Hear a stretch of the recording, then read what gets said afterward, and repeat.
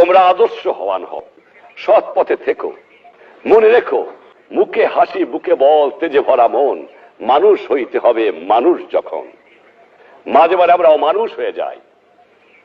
এত রক্ত দেওয়ার পরে যে স্বাধীনতা এনেছি, পরিত্রে পরিবর্তন অনেকের হয় নাই। এখনো ঘুষখোর, দুর্নীতিবাজ, চোরা কারবারি, মুনাফাখোরি বাংলার দুঃখী মানুষের জীবনকে অতিষ্ঠ করে তুলেছে।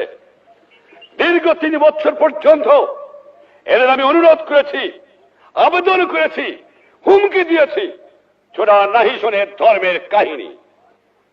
কিন্তু আর না, বাংলার মানুষের জন্য জীবনের যৌবন আমি কারাগারে কাটিয়ে দিয়েছি।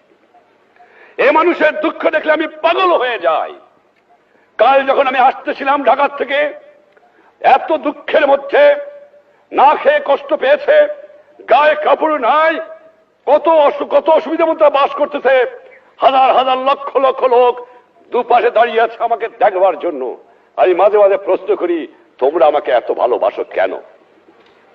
কিন্তু সেই দুঃখী মানুষ দিন ভরে পরিশ্রম করে, তাদের গায়ে কাপড় নাই, তাদের পেটে খাবার নাই, তাদের বাসস্থানে বন্দোবস্ত নাই, লক্ষ লক্ষ বেকার। পাকিস্তানিরা সর্বস্ব লুট করে নিয়ে গেছে, কাগজ ছাড়া আমার কাছে জন্য কিছু রেখে যায় নাই, বিদেশ থেকে ভিক্ষা করে আমাকে আনতে হয়। আর এই চোরের দল আমার দুঃখী মানুষের সর্বনাশ করে বা লুটতরাজ করে খায়।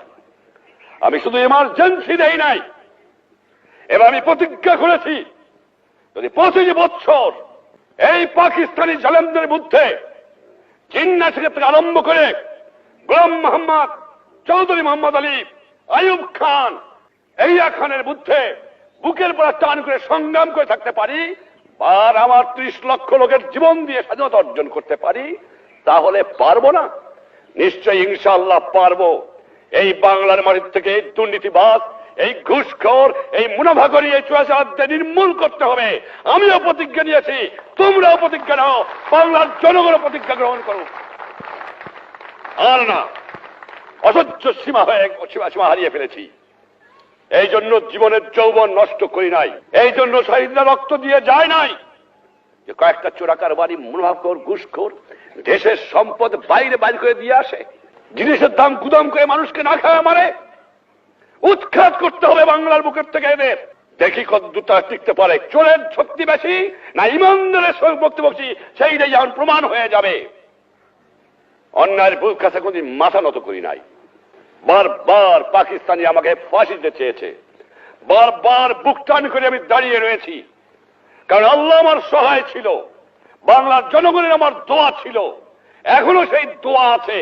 ইনশাআল্লাহ তোমাদের সাহায্য, তোমাদের সহানুভূতি, তোমাদের কাজ, দেশের জনগণের ভালোবাসা আর ইমানদার মানুষের সহযোগিতায় এই দুষ্কৃতিকারীদের নির্মূল করতে হবে।